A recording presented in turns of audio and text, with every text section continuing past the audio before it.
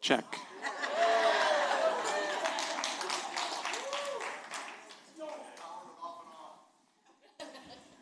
A little social experiment for us this morning to kick off our time together. There's a well-known psychologist, her name is Dr. Brene Brown, and she will tell us that when our brains don't have all the information about a given situation or a given relationship, our brains are hardwired to make up the missing pieces. So let me ask you this morning, what story did your brain just tell you? Forgot to turn it on. What else? What story did your brain tell you? What's up with the sound guy? What was that one?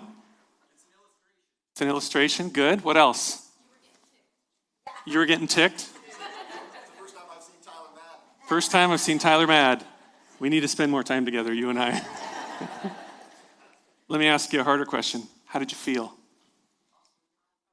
Awkward. Anything else? What was that one? Serious? Oh, furious. Curious. That's funny because we're going to get into that in a second. Humor. Good. Suspicious. Ooh. And now you're not going to trust anything I say for the next little bit. Yeah, that was frustrating because it was frustrating right here. In my day job, I'm faced with that scenario a lot because I work in an office and a lot of my conversations happen via video. So, man, if I had a nickel for every time I heard or said, "You're on mute," I'd have more nickels than I have right now. Isn't hearing such a gift? I mean, when you think about it, I'm realizing that the longer I spend on planet Earth and the more that ability obviously goes away. The ability to talk with somebody, to hear tone, to hear emotion. I mean, we just spent 20 minutes hearing really great music, hearing really great worship and being able to participate in that because we could hear. But let me ask you this morning. Hearing when it comes to our faith is equally, maybe more important, isn't it? Let me ask you this question. For those of us in the room, those of us online, do you ever have those times when you feel that like maybe God is on mute? Maybe God has a mic pack in his pocket and he just has the mute button on with you? Those times when you're praying and you're asking and you're doing all the right things, but you just keep praying, and nothing. I've had those times. This morning, if we could get those slides, this morning, the name of the message is Sacred Silence. And I want to divide our time into two parts. This is how we're going to do it this morning. I want to explore this concept of hearing from God, and I want to lay some foundation about why we believe that today, and then all the different practical ways that can occur. But then the second part, what I want to do is I want to talk about when that doesn't happen.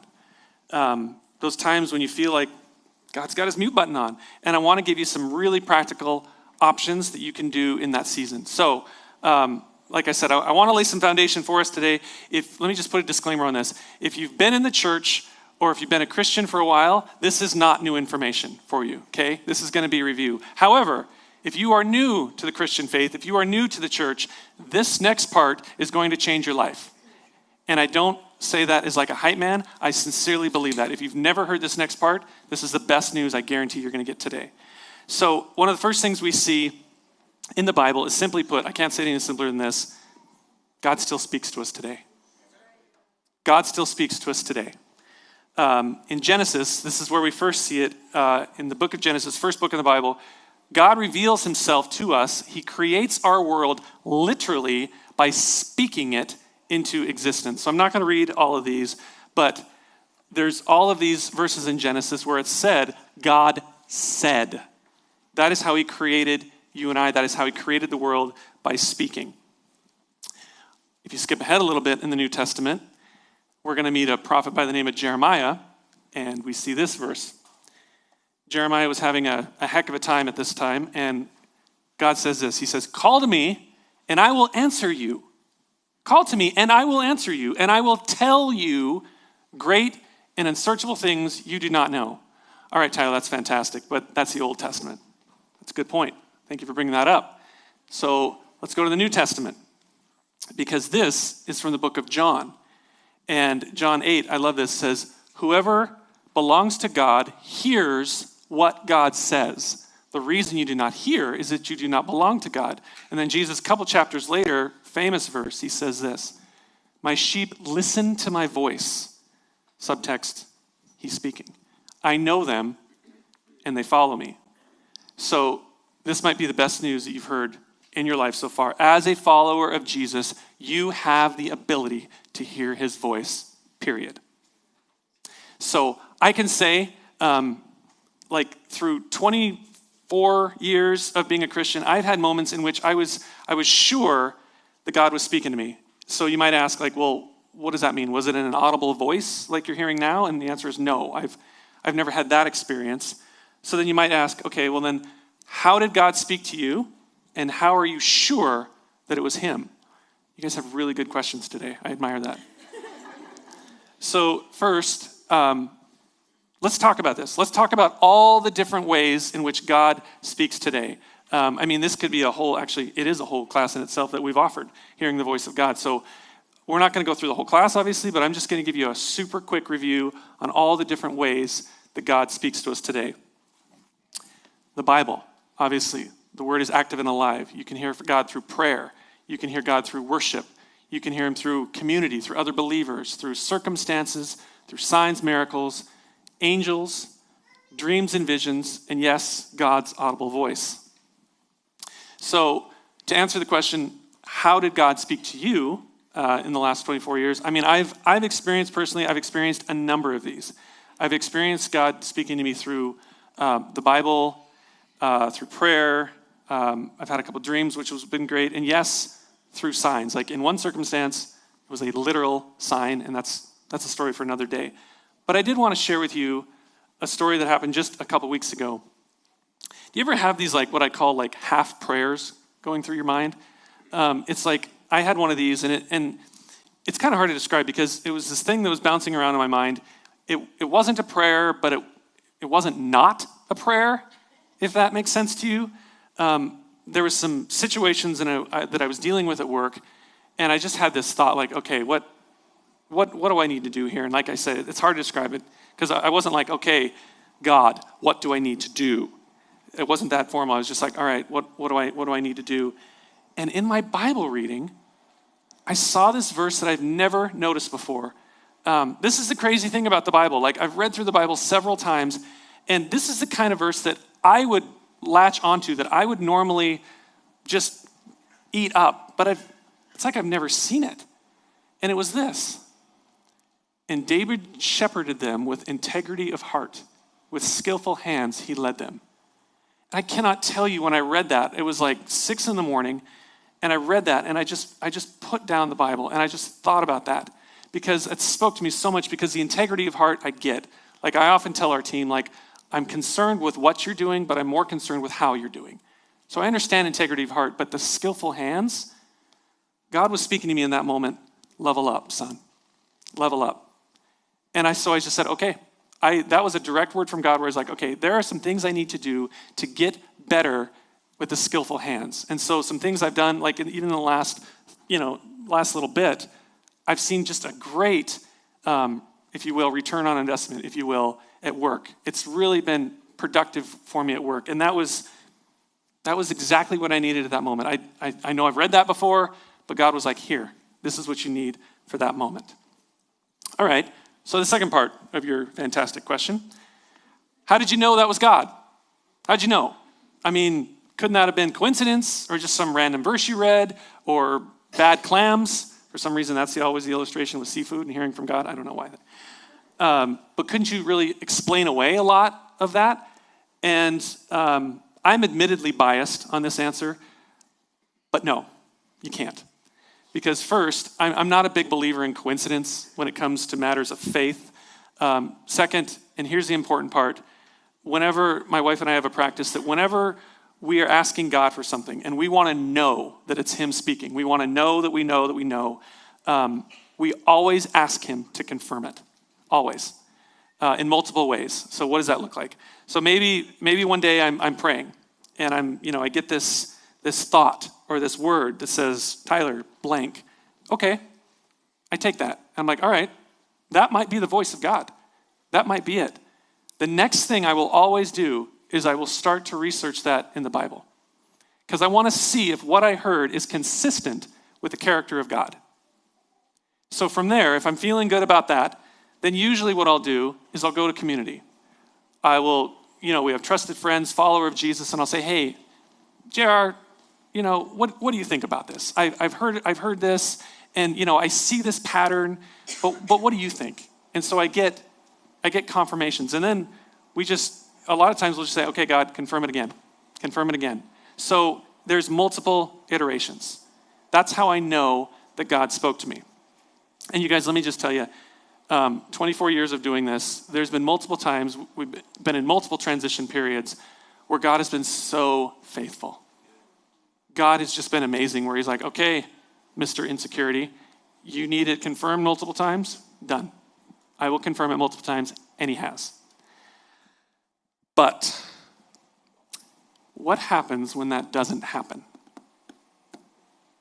Of all the ways that I talked about before, all these fantastic ways, you're reading the Bible, and you're in prayer, and you're in community, and you're in worship. What happens when you're getting nothing? When you feel like the mute button is on? How are we, this sounds so presumptuous, but how are we as believers supposed to take the mute button off of God? And then when you read this verse that somebody on a Sunday morning tells you about Jesus himself saying, my sheep hear my voice, and we don't. Because now you've got a side helping of guilt on you, right? Because this is Jesus himself saying, well, if you're my sheep, you hear my voice, and you're like, sorry, don't. This can be a really tough spot, can't it? Been there. This can be a really tough spot, especially now if you have this side helping of guilt, and then you start comparing yourself to other people who have this like bat phone connection with God. That's like, there's like half the people are like, who's that? I don't know. Google it. You'll have some fun. Adam West. That's what you need to Google. Adam West. They have this like bat phone connection with God where they're like going to Walmart and they like know where to park, and they're getting all the parking spaces, and God gives them a to-do list for the morning, and they just, I know that I know. It's like, oh my goodness, I would love to be you, but I am not. What do you do with that? It can be a tough spot. An interesting thing about the Bible is that the Bible is full of these great victorious stories, right? Of God's people hearing from him, and then these amazing results. Think about this, like Noah. He heard from God. He built a boat, right? Moses. He heard from God. He parted the sea. I mean, Joshua, we just had a lunar eclipse. Not the same thing. But Joshua heard from God. The sun stood still for a day. That's the highlight reel of the Old Testament, by the way. If you were on the Instagram, that is what would show up in your feed. This next part, though, would never show up in your feed, because this next part are the stories that sometimes you don't hear about, sometimes you don't talk about. It's the stories of waiting, of uncertainty, of silence. You remember our boy Elijah? Corey talked about him last week a little bit. Elijah was this guy. Cliff notes of the story is that he was a prophet, and God was using him. And so Elijah delivered this word to a bunch of farmers, a bunch of people that lived off the land. Elijah delivers this word that says, because of what you're doing, paraphrase, because of what you're doing, there will be no more rain for 3 years. Sorry, what? These people live off the land, literally their livelihood. And Elijah says, sorry, because of what you're doing, no rain for 3 years. And check this out. In 1 Kings, I want to show you this in 18:1. After a long time, in the 3rd year, the word of the Lord came to Elijah, go and present yourself to Ahab, and I will send rain on the land. If you look at the original language, after a long time, The 3 years was actually 3.5 years. So there's this guy being, prophet to the world, to the nation, to this part, and he says, okay, it's not going to rain for 3.5 years. Nothing. There was not weekly status updates on the rain. There wasn't God saying, nope, keep it up. You're doing a great job. Year 1, they didn't have like a check-in, like, all right, what's your status? Okay, no rain? Good. Nothing for 3.5 years. And everybody's blaming Elijah. Remember Job? If you don't, this guy was put through the ringer. This guy had a heck of a time. Most of his family died. His land, his resources were gone. His body wasn't doing well. For 37 chapters in the book of Job, holy cow, you want to talk about real language? Read the book of Job, because he's asking God for answers, right? Quite directly. And all he gets is nothing. So towards the end, I want you to hear the emotion in what Job is saying. He says this. He says, I cry out to you for help and you do not answer me. I stand and you only look at me. I imagine his teeth gritted at that point, because by this time, man, Job, he's having a heck of a time. And what had to be this intense time of silence in the New Testament, there's a story where Jesus' friends, Lazarus, Mary, and Martha, John 11, it says this. We're just going to read it. Now, a certain man was ill. Now a certain man named Lazarus was sick. He was from Bethany, the village of Mary and her sister Martha. This Mary, whose brother Lazarus was now lay sick, was the same one who poured perfume on the Lord and wiped his feet with her hair. So the sister sent word to Jesus, Lord, the one you love is sick. When he heard this, Jesus said, this sickness will not end in death. No, it is for God's glory, so that God's Son may be glorified through it. Now Jesus loved Martha and her sister and Lazarus. So when he heard that Lazarus was sick, he stayed where he was for 2 more days. So put this in perspective. Mary and Martha send word to come because they know Jesus can heal, and Lazarus is obviously a friend. He says, come heal him. And Jesus says, no, I'm not going anywhere. For 2 days, I'm staying right where I am. For 2 days, imagine that silence that Mary and Martha had. They don't know the end of the story. They don't know that Lazarus is going to have a different ending. In 2 days, which probably felt like 2 years to them, all they had was Jesus saying, no, I'm not coming. I'm staying right where I am. So we see both. We see that God has his highlight reel of amazing stories, and we see where these situations where God was apparently silent. And I would say, yeah, that tracks with life. I mean, I assume if you're a Christ follower this morning, you've probably had both of those situations. You've probably had the highs and you might have had the lows. So what are we supposed to do with these times? To be really honest with you this morning, we need to remember that God is really hard to understand. Because he told us he is. He literally told us. In Isaiah, he says this. He says, my thoughts are not your thoughts, neither are your ways my ways. So we're going to talk about some practicality here in a little bit, but in all actuality, there's no formula, you guys. God says, my thoughts aren't yours. My ways aren't yours. And I think when God says that, we need to believe it. Because here's another truth we need to remember. I didn't put the verse up there, but God is the same yesterday, today, and tomorrow, right? There's a story I remember. There's this retired couple driving down a very familiar dirt road, and the husband's driving, wife's in the passenger seat, and she says, do you remember when we used to take drives when we were first married? He says, yeah. And she said, you remember that old blue pickup truck that we used to have? It had the bench seat in it. He says, oh, yeah, I do remember that. She says, you remember like when we would like snuggle up together, like you would put your arm around me when driving and we would just drive? He said, I do remember that. And she said, why don't we do that anymore? He looked at her and he said, I'm not the one who moved.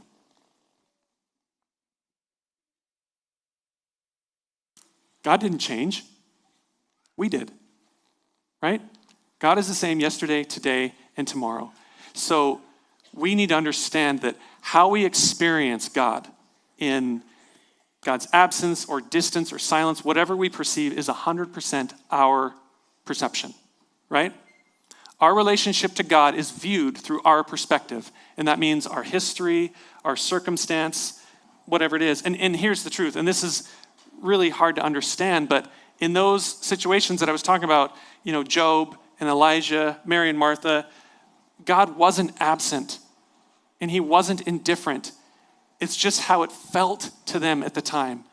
And it may be just how it feels to you in this moment. When we feel forgotten by God, and actually the Bible has a different word for that. The Bible has a word that's called forsaken. Has anybody heard that word before? Jesus said that word. In the moment when God put everything on him on the cross, Jesus himself says, God, why have you forsaken me? But here's the truth. God didn't. We sang it this morning. Will he leave us? He won't. And he said it. He says, actually, we're going to go back because he says, neither will I leave you, never will I forsake you. Never. When will he leave you? Never. When will he forsake you? Never. Does that mean your feelings are not real? No.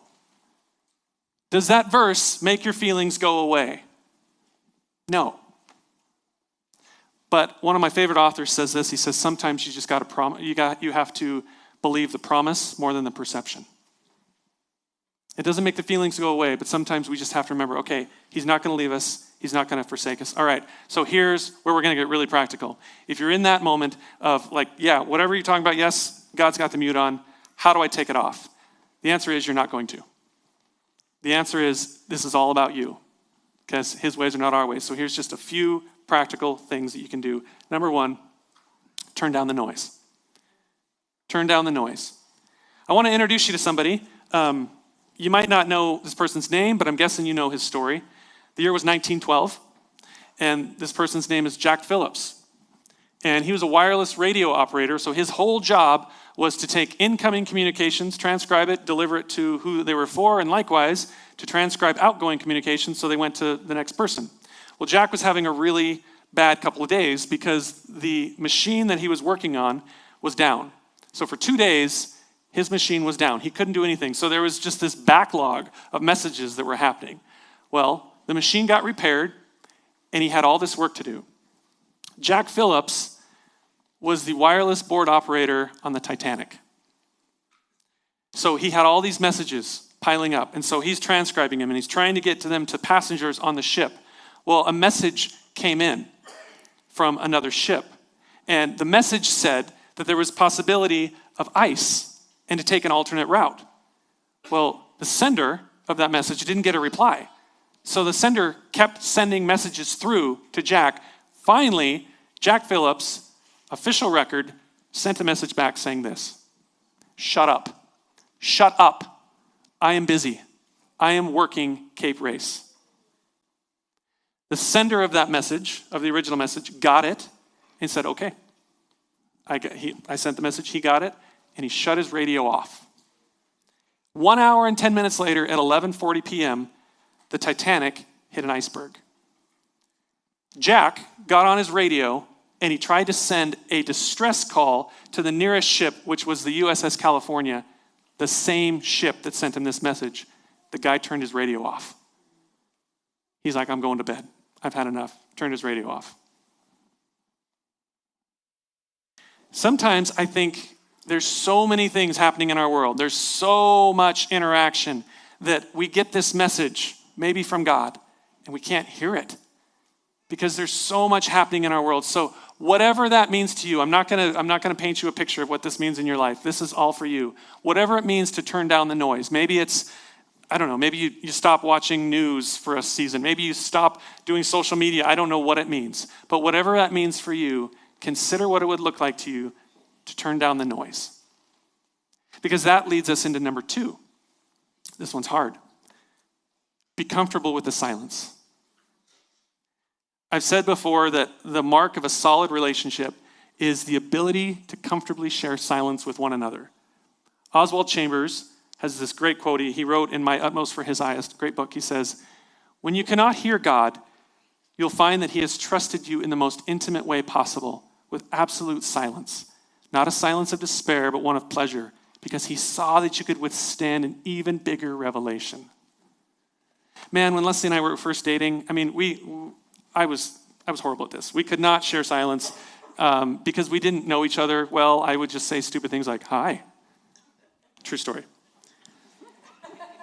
But as we got to know each other better, we could share silence. And I would say one of the hallmarks of a great relationship in your life is, can you share silence with that person comfortably?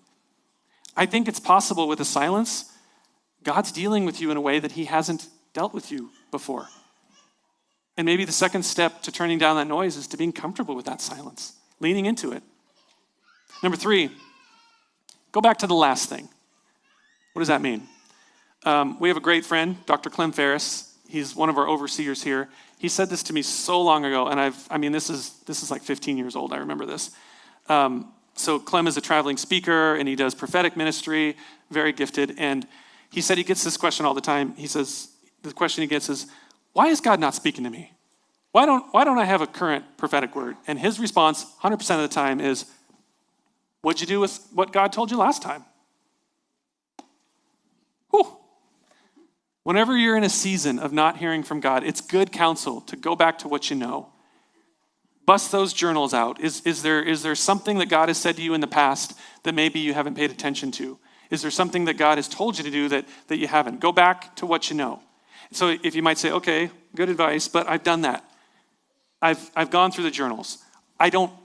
There's nothing. I don't know what to do. Well, then I would suggest number 4, go back to the basics. If you're in a spot where you don't know what to do next, there's nothing left outstanding, I recommend you go back to the basics. And what that means, near the end of his time on earth, Jesus gave us what's been referred to now as the Great Commandment. And he says this, Matthew 22:37, love the Lord your God with all your heart and with all your soul and with all your mind. This is the first and greatest commandment. The second is like it. Love your neighbor as yourself. That means love God, love people. So whatever that means to you, again, I'm not going to draw you a 3-step plan for this, but I would ask you, what does it mean in your life to completely lean into loving God 100% with all your heart, with all your soul, with all your mind? Nothing's left behind. What does it mean to love God? Similarly, what does it mean to love people? And he didn't say this, but what does it mean to love people with all your heart, with all your soul, with all your mind? Because I believe that if you're doing those things, if you're loving God, if you're pushing into loving God, if you're pushing into loving people, you're going to find maybe some direction in that season you didn't have before. Because Jesus told us that is the greatest commandment. If you forget all the other things, the leaders at the time were saying, sum up the Old Testament. What is most important? He says, here it is. It's like Billy Crystal, the one thing. Love God, love people. All right, so turn down the noise. Be comfortable with the silence. Go back to the last thing. Go back to the basics. The last point. I really want some folks to hear this because this is so important. This one is so important that I saved it to the end, and I don't have a verse to back it up. That's really good speaking, by the way. I don't have a verse. I have 100 verses.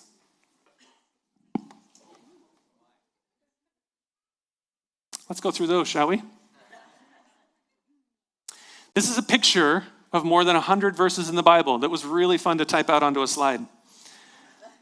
These verses represent so many stories and so many people, so many circumstances, yet God spoke the same thing in each of these verses, in each of these stories. And first what I'm going to do is I'm going to highlight it in yellow because he said the exact same thing. All the moments in yellow is he's saying the exact same thing. And this is what he's saying. The yellow moments say, do not be afraid. I'm not going to tell you who it is because I don't know that he would want me to say his name, but somebody prayed for me this morning. And he said in his prayer, Tyler, be of good courage. Word from the Lord this morning, right? God said 100 different times in the Old Testament and the New Testament, do not be afraid. He spoke those things because those people needed to hear it. He is speaking that to you this morning because I think some people in this room needed to hear that. And you know what? Some people this morning say, okay, well, I want it confirmed. I want a sign. There you go. There's your sign. Whatever season you're in, I can't tell you this any more sincerely than this. I know it can be scary. You're facing some circumstances right now in which you don't know what to do, and you don't know where to go, and you don't know who to do it with, and you don't know what the future holds. Leslie and I have been in those circumstances. And fear is a natural response. I don't want you feeling guilt because you're afraid. God never said you're not going to be afraid. He said, be of good courage. Even though I walk through the valley of the shadow of death, I will fear no evil. So this morning, I want to remind you of something. He said that he's never going to leave you. He said he's never going to forsake you. He said that he knows he has the plans for you. He said those plans are for a future and for a hope. God sees you this morning. God sees your circumstances this morning. He is not surprised by anything you're going through. He is not offended by anything you will ask. This morning, if I could give you any encouragement, don't be afraid. He hasn't left you, and he never will. Let's pray. God, we are so appreciative this morning that you built this world in which you speak to us, Father, that we're not left to just go on our own, that we're not left to make up the story as we go along, God. And I just pray, Father, that during this season, Lord, I know some things in the natural, Lord. There's some situations in the room where people, they need to hear from you. So God, I pray that they would lean into everything we talked about this morning, God. But I pray, Father, that you would just be speaking to your people. I pray that you would be speaking to your people loudly through all the different ways you do that, Father.